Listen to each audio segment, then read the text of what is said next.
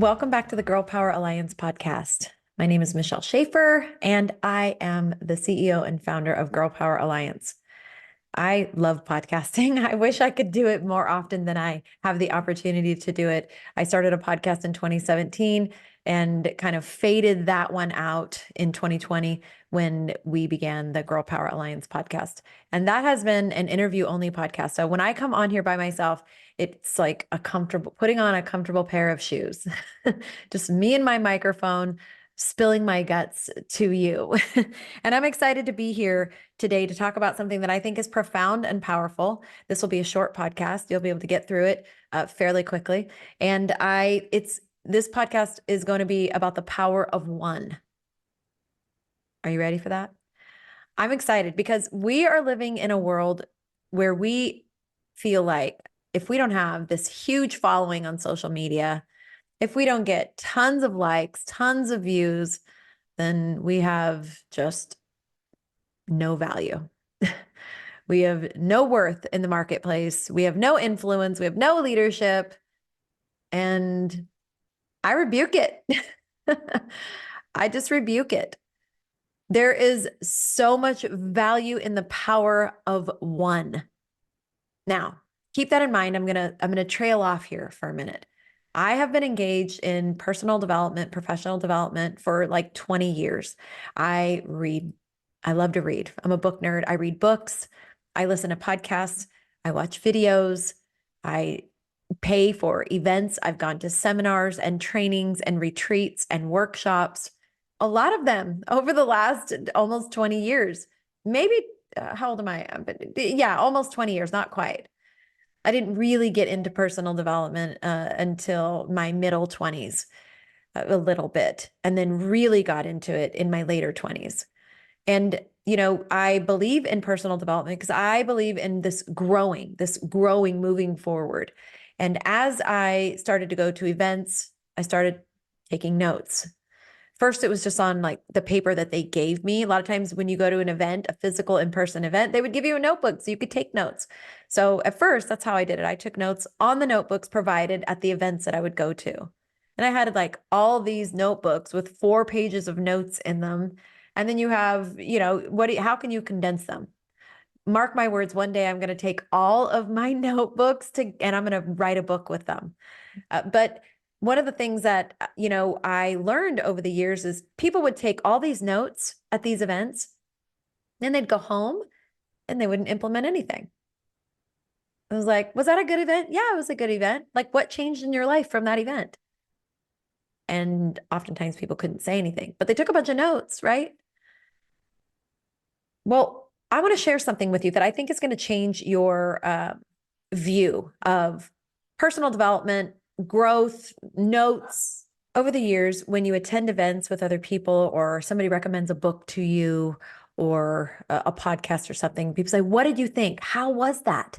And people would say, oh, it was okay.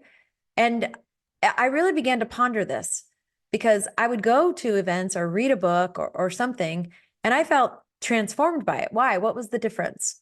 Why did I think the event had value, or I thought that the book had an impact on my life, but other people didn't? It's this concept of one. I decided a long time ago that if there was one idea, one action, one thing that I could learn, even from a 5-day event, regardless of the cost, if there was one thing that I could implement into my life immediately, then it was worth the investment. One thing, the power of one. If I had one takeaway that I could immediately take action on in my life or implement or apply to my business, then that entire event was worth it to me. The same if I was reading a book. I'd read a whole book, chapter after chapter after chapter. If there was one idea in that book that allowed me to have a shift of the way I was thinking or implement a new thing in my life, then that book was worth the time it took to read the book. The power of one thing. See, I believe in the compound effect, Darren Hardy, right? Taking small things and consistently applying them and then stacking them, building upon them. this is lasting change. This is lasting transformation in your life. You don't have to come in one day and overhaul everything all at once. For many people, that is not sustainable. It's like you start a diet and you quit everything and you're starving and craving all this stuff. And then you just break one day because you can't handle it anymore and you go back to all of your bad habits. But if you can implement the change of one action, the change of one habit long enough that that becomes permanent for you, then now you can apply another action or habit or thought process. And over time, these small incremental changes that you're making, these micro habits, when you stack them one upon the other, over time, you have become a completely different person with completely different habits. The power of one takeaway, one habit, one thought, one change. It's profound. It's shifted my entire life. I go to events and I'm not looking to have 15 takeaways and 15 pages of notes. Oftentimes I will.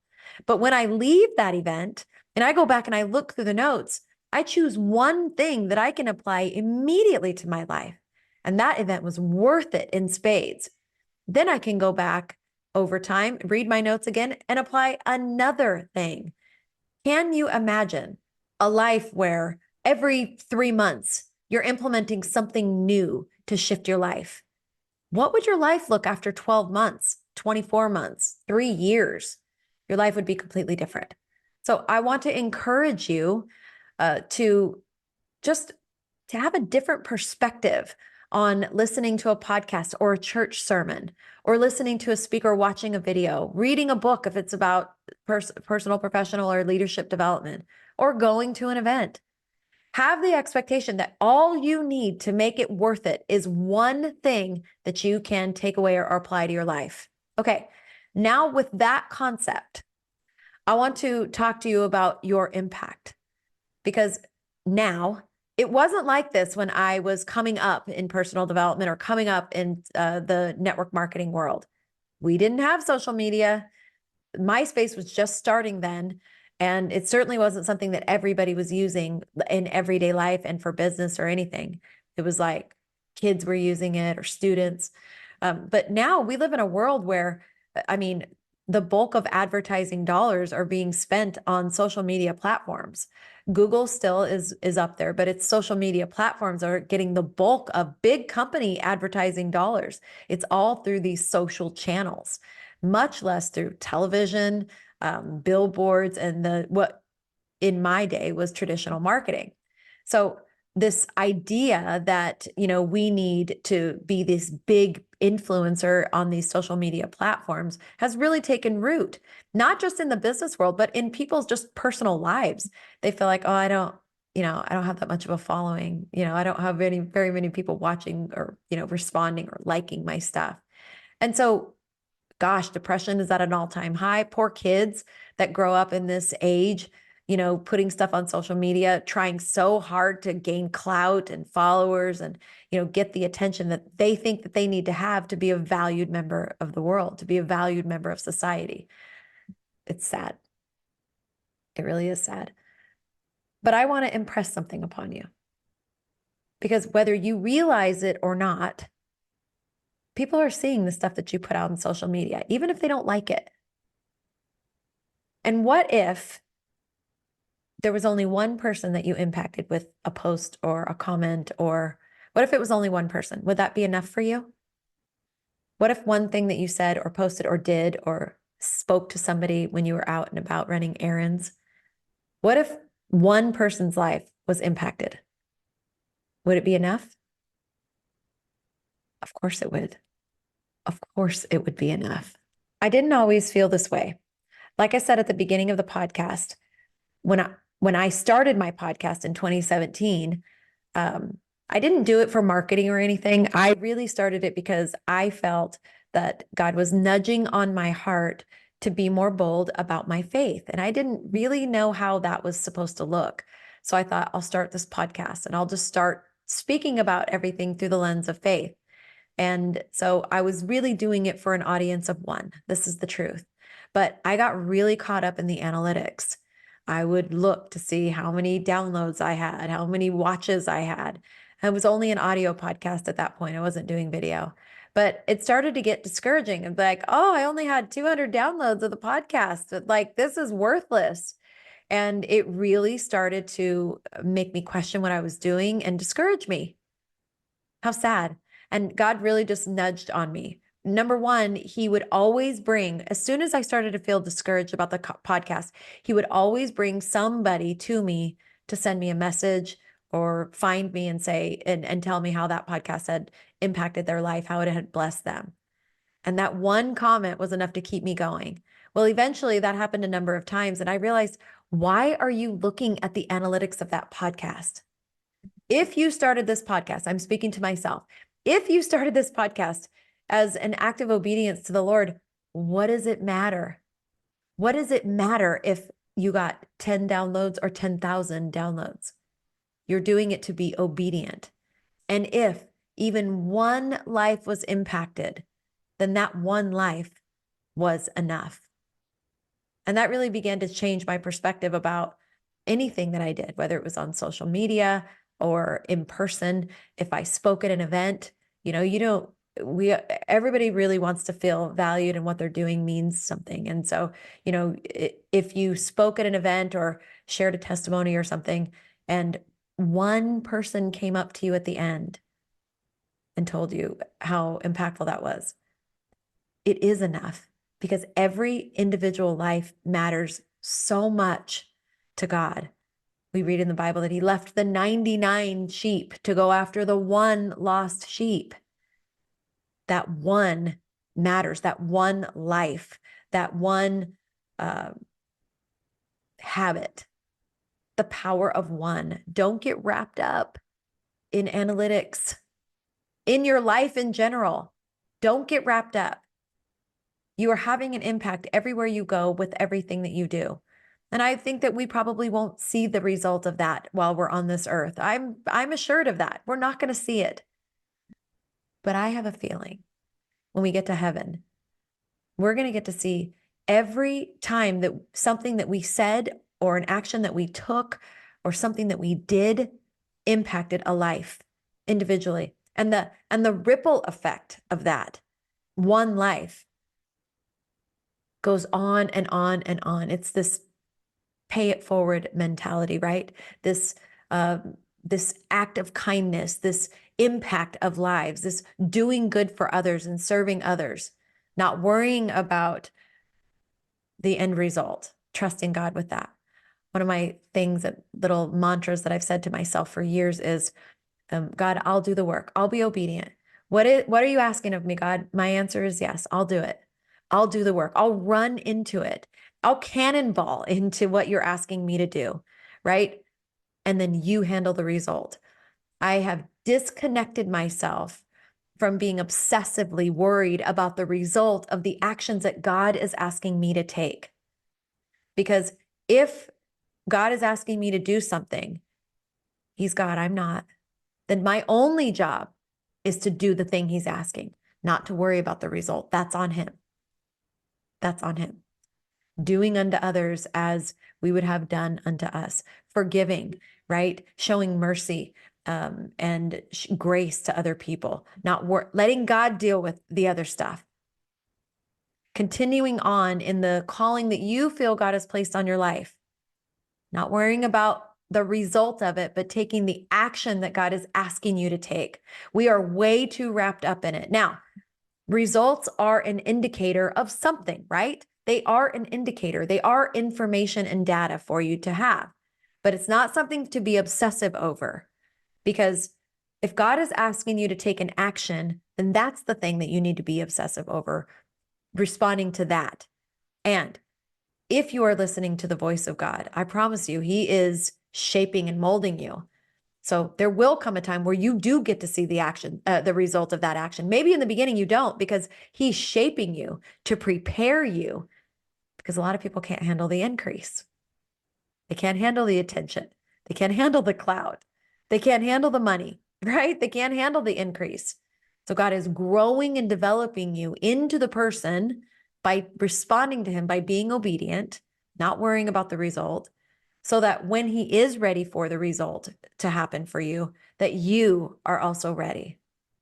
The power of one, the power of one habit, one takeaway, one action implemented into your life, and the power of one life being impacted by you. It's profound, and it will set you free. It will set you free from the worry. It'll set you free from the competition, like comparing yourself to this person and that person.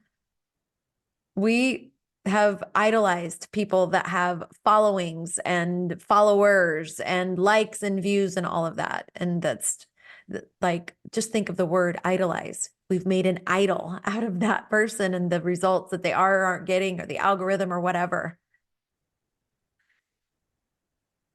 I only want to idolize one thing, and that is Jesus. So I stay focused on him, responding to him, continuing to increase my growth, my capacity, my ability to be obedient, my ability to show grace and mercy to other people, my ability to lead, my ability to follow him. That's what I stay focused on. I want to encourage you to stay focused on those things and watch how the pressure begins to fall off of you. The worry of comparing yourself, the worry about the impact. That's where the enemy wants you. He wants you to feel discouraged, so you stop. He wants you to go, well, it's not even helping anybody. Why am I doing this? Because God called you to. That's the why. Because God called you to it. That's our job. Our job is to be obedient to God and to allow him to get the glory for all of the things. If you had the ability to do those things in and of yourself, he wouldn't get the glory, you would. That's freeing too. That is a freeing, that is a freeing concept to take on. And you can just take a breath and exhale and let your shoulders drop and go, God, it's actually so simple. I get to show up in all of my inadequacies, in all of the things that I still need to learn. I don't have to worry about the result. I can just focus on what you are calling me to do. The power of one, and the power of one being you. See all the different ways the power of one is so powerful. You, this one person, being obedient to your one God, and watch how he takes that one thing and he increases it. See, obedience opens up increase. Everybody's praying for increase, praying for favor, but not being obedient to the things that God's calling you to do. And then you're wondering why nothing's happening. It's a process. It starts with obedience, and then growth, preparing your capacity, humbling you, so that if and when that is part of his plan for you to have your name up in lights, right? And have millions of followers and millions of downloads and views, that you have the character to handle the increase. Sadly, most people don't. They're just working for the increase. They're not working for the character. They're not working to be obedient to this guy up there. It'll change your life. I'm telling you, the power of one will change your life. I could use this in so many different analogies with the power of one. You know, you worrying about you. Don't worry about other people. You worry about him, your relationship with him first and foremost. Power of one. I hope this was beneficial to you today. I hope this helps you. You know, here inside of Girl Power Alliance, we are so focused on helping you to step into your kingdom identity and becoming that person that God designed you to be. That's what the entire membership is built around. So you have over 350 different modules, you have live calls, you have certifications that you can plug into, and you have a rich opportunity to build an income by sharing those things with other people. It is a digital platform. So you don't have to worry about shipping product, providing things for people. We do all of that. You get the fun of just promoting this to other people, just sharing the opportunity to start a business for less than $500, and your monthly overhead is less than $200 a month. It's $150 a month. And yet the ability for you to grow an income There's no limit to it. It's based only on how big your vision can be. We are so proud of that. We're trying to bring believers back into the room. I have a vision in my mind of more kingdom billionaires in the world, more kingdom millionaires in the world, more financially free people that love Jesus. Bring believers back into the room. I know I want to be in that room. If you want to be in that room, make sure you connect with us. We would love it if you shared the podcast, like it, subscribe to the podcast, share it with somebody else.